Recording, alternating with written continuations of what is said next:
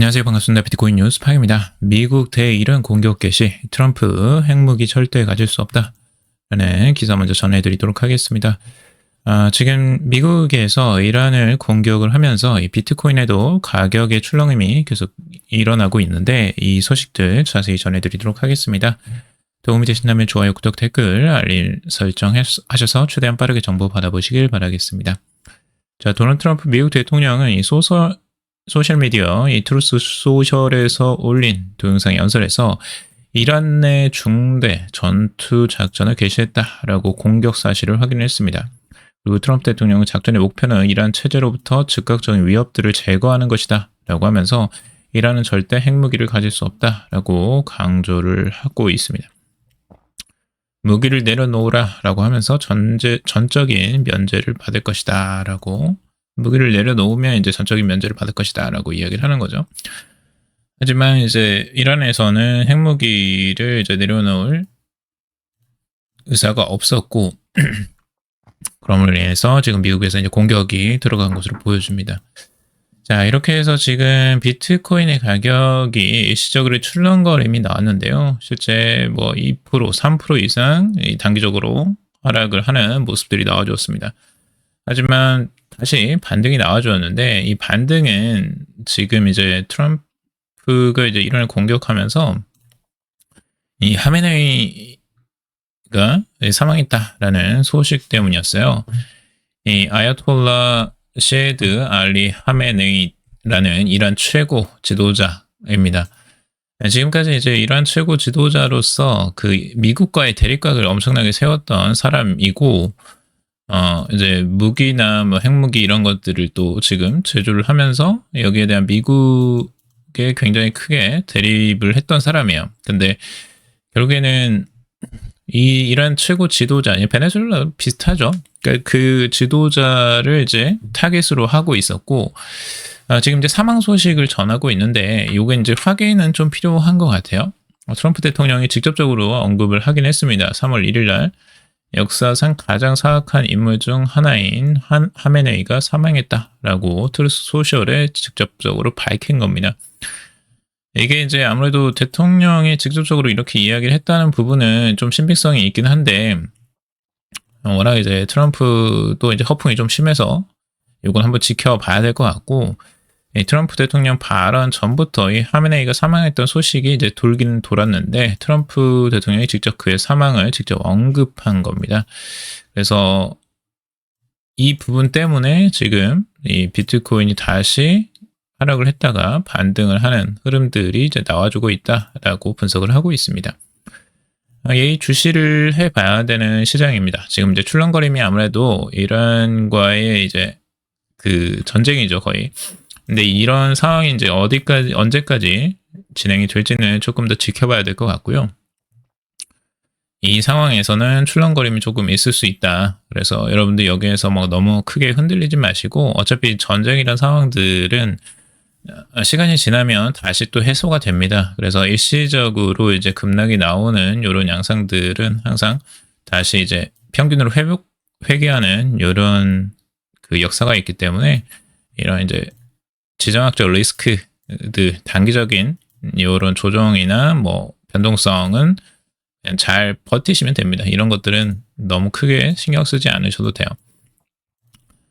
오히려 이제 급락일 때 이런 거 이제 조정의 기회에서 잡는, 일반적인 상황에서는 이제 그렇게 조정해서 잡는 경우가 많은데, 요즘에는 이제 비트코인이 조금 이제 약세가 계속해서 지속되고 있어서 요거는 조금 더 지켜봐야 될 것 같아요. 우선 바닥권에서는 계속해서 지켜주고 있는 모습들은 긍정적이라고 할 수 있는데,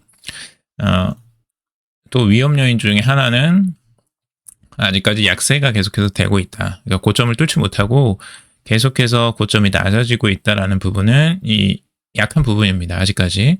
그래서 만약에 이 바닥권을 계속해서 터치를 해서 이 바닥권을 다시 한번 깨트린다면 추가적인 하락도 염두를 해둬야 되기 때문에 조심스러운 구간입니다. 지금 현재는 여기서 이제 반등이 제대로 나와준다면 조금 더 이제 박스권의 움직임들이 있을 가능성들도 있죠.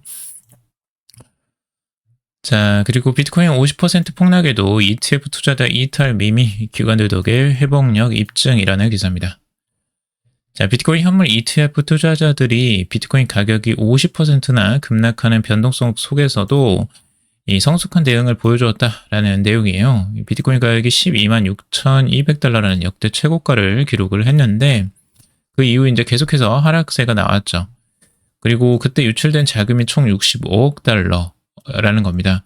65억 달러라면 굉장히 이제 뭐 크다면 클 수 있는데 전체적인 자금 유입에 비해서는 작은 수준이다라고 여기서는 이야기를 하고 있어요. 2024년 1분기 시장 진입 후 유입된 전체 자금이 550억 달러라는 거죠. 그것의 65억 달러라는 거는 거의 뭐 10분의 1 수준, 10%보다 조금 더 높은 수준에서 지금 유출이 발생을 한 겁니다. 이런 이유는 결국 이제 기관 투자자들이 이제 많이 ETF에 유입된 것으로 보여지고, 굉장히 성숙한 자금이라는 걸 좀 알 수가 있습니다. 이 자금들이 단기 투자를 하지 않고 이제 장기적으로 가져가고 있구나라는 걸 알 수가 있는 거죠. 보통은 이제 개인 투자자분들은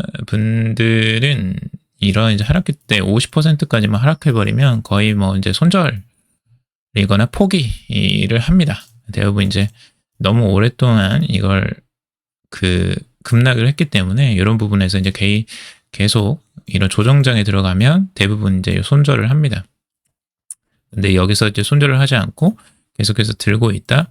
이거는 이제 꽤 실력 있는 기관 투자자일 가능성이 높다는 거죠. 이런 때에도 버틸 수 있는 자금력이 있고, 그리고 이제 멘탈을 가지고 있는 기관 투자자일 가능성이 높다라고 생각이 들고요.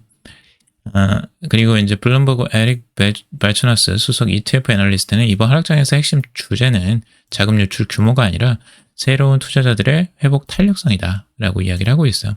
가격이 반토막 나는 상황에서도 대다수 투자자가 자리를 지키는 것은 놀라운 일이다 라고 하면서 가상자산이 전통 금융시장에 노출되어 고통받고 있다라는 일각의 주장을 정면으로 반박을 한 겁니다. 그리고 미국 비트코인 현물 ETF를 통해서 유입된 550억 달러의 신규 자본이 이 가상자산 시장의 펀더멘털을 더욱 공고히 하고 있다라고 하고 있죠. 이 자금들이 쉽게 빠져나가지 않고 있는 이런 형태들을 긍정적으로 보고 있는 내용입니다. 자, TD뱅크 비트코인 품없다. 전통금융 가상자산은 옛말이라는 기사입니다. 이제 솔로몬 여기서 이제 TD뱅크의 이 CEO 제프리 솔로몬이 스트래티지가 주관한 이 컨퍼런스에서 글로벌 대형은행 TD뱅크에 인수된 이후에도 비트코인을 모든 투자자가 접근 가능한 자산으로 변면시킨 혁신을 주도해왔다라고 밝히고 있습니다. 대형 기관 내부에서 암호화폐 자산에 관한 인식을 근본적으로 바꾸고 규제 체계 내 적합성을 입증하는 과정은 금융사의 중대한 이정표로 기록되었다라고 하고 있죠. 금융사에서 이 TD뱅크의 코인이 이번에 이제 TD뱅크의 인수가 된 것으로 보여지는데, 그럼으로 인해서 디지털 자산 분야에서 이제 TD뱅크가 시너지를 낼 수 있을 것이다라고 보고 있는 겁니다. 그리고 미래의 이제 은행 산업은 단순히 예금을 받고 대출을 해주는 전통적인 방식에서 벗어나서 자금 이동과 수수료 그리고 자문 서비스를 중심으로 재편될 것이다 라고 이야기를 하고 있습니다. 스트래티지가 지금 이제 바라는 한 것 중에 하나는 이 비트코인을 담보로 이제 금융회사, 금융 투자 상품들을 만들어서 이제 고객들에게 판매를 하는 거예요. 이런 것들을 지금 하고 있고요, 이미. 그래서 그런 스타일로 지금 가고 있다라고 보시면 될 것 같고, 스트래티지는 새로운 금융을 지금 만들려고 하는 것 같아요. 예. 비트코인을 담보로 한 이 금융사, 은행 같은 역할을 하는 그런 것들을 지금 만들려고 하는 것 같습니다. 자, 그리고 비트코인은 주식보다 5배 위험하다고 1250% 규제 장벽의 은행 도입 제동이라는 기사입니다. 이게 이제 그 비트코인의 리스크, 위험에 대해서 이제 측정을 한 건데, 은행 규제 개혁안에 바젤3 표준이라는 게 있습니다.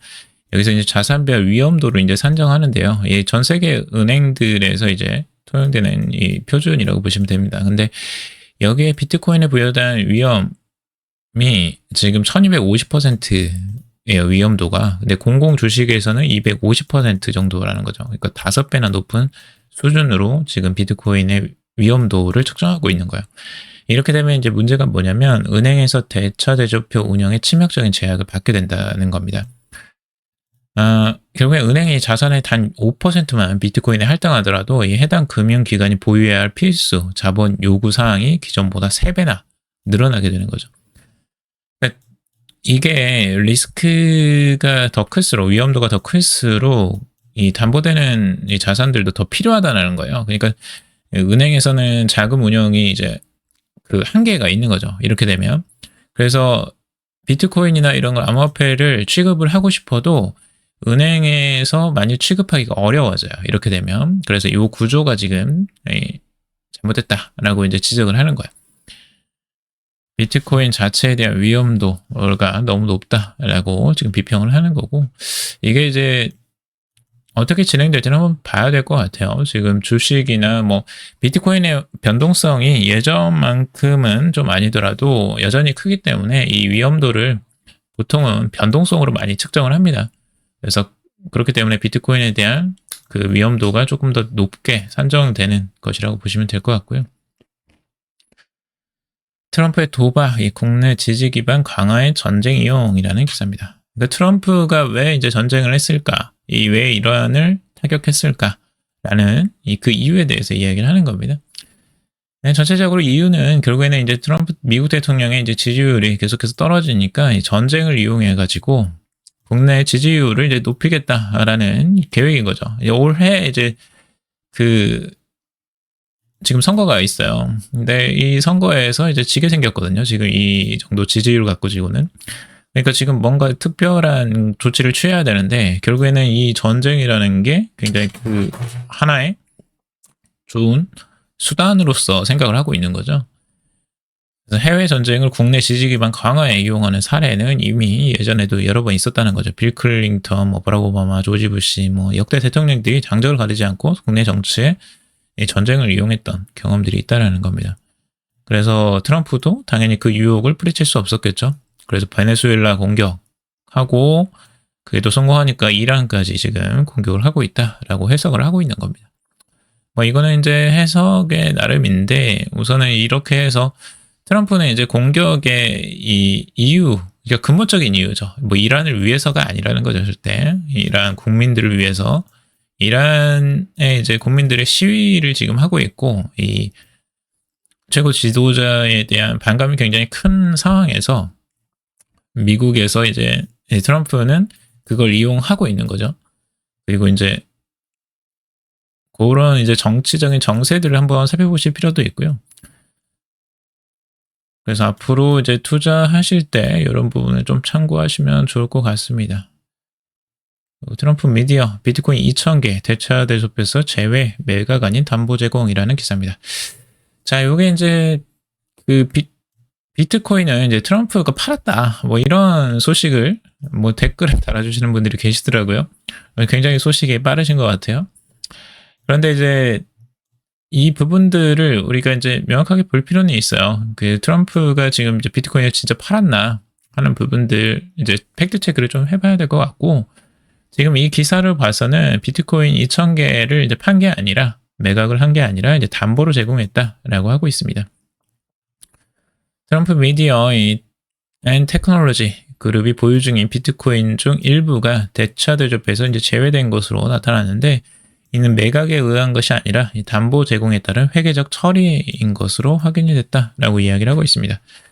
우 블록체인은 이 아캄 애널리스트 에밋 갈릭을 인용해서 이 TMTG가 최근 제출한 이 10K 보고서를 통해서 이 같은 사실을 공개했다라고 이야기를 하고 있습니다. 명확하게 지금 이제 TMTG의 비트코인 보유량은 11,542BTC였는데 지금 9,542BTC로 이제 감소를 한 거예요. 2,000BTC가 이제 줄어든 건데 요게 이제 왜 그럴까라는, 결국에 이제 비트코인을 그러면 트럼프는 이러한 때문에 이제 그 매도를 한 거냐, 이렇게 이제 해석을 하는 경우가 있었는데, 여기서는 2000BTC는 매도된 것이 아니라 거래 상대방에게 담보로 제공이 된 것이다 라고 이야기를 하고 있습니다. 그리고 이제 9542BTC가 아직 남아있다라는 거예요. 그러니까 2000BTC를 뭐 매도를 했더라도 9542가 아직까지 있는 거죠. 그러니까 많은 비중을 지금 또 싣고 있어요. 그러니까 지금 비트코인을 다 판 것도 아니다, 매도를 했다고 하더라도. 근데 매도를 한 것도 지금은 아니라고 하고 있죠. 담보를 제공한 것이다. 그래서 이런 부분들이 있고, 결국에 이제 이 담보를 제공받은 상대방이 재담보를 활용할 수 있는 권리를 가지고 있기 때문에 요거를 이제 대차대조표 자산 항목에서 인식을 이제 제거를 할 수밖에 없었던 것으로 이야기를 하고 있습니다. 그래서 이 부분에 대해서는 뭐 크게 우려할 바는 아닌 것 같고요. 그리고 어차피 트럼프 같은 경우는 지금 이런 전쟁을 뭐 오래 끌면서 가고 싶어 하지는 않을 거예요. 베네수엘라처럼 빠르게 좀 끝내고 여기에 대한 지지율을 좀 올리는 형식으로 좀 가려고 할 가능성이 높습니다. 어차피 오래 끌어봤자 이제 전쟁이 오래 끌면 이거에 대한 또 잡음들이 계속해서 생기고, 이 후속적인 이 골치 아픈 일들이 계속 많이 생기기 때문에 아마 오래 끌지는 않을 가능성이 높아 보이고, 짧게 끝내려고 하지 않을까라고 생각이 듭니다. 비트코인의 지금 이제 움직임들 여러분들 계속 살펴보시면 좋을 것 같고, 지금 약세는 계속해서 지속이 되고 있어요. 비트코인이 지금 조정을 계속해서 보여주는 이 추세는 계속해서 이어지고 있고, 지금 이 자리에서도 지금 이제 큰 흐름들을 보여주지 못하고 있어요. 아직까지 반등이 이 정고점까지도 오지도 못한 이런 좀 약한 흐름들을 계속해서 이어나가고 있고요. 근데 이제 이 바닥 국면에서 다행히도 몇 번 이제 지지를 받고 있다. 근데 이 지지가 이제 깨지느냐 마느냐가 이제 굉장히 중요한 요소고요. 이 지지선이 깨진다면 또 하나의 위험 요소가 될 수 있겠죠. 그래서 이게 깨지느냐 안 깨지느냐, 이것도 좀 살펴봐야 되는 상황입니다.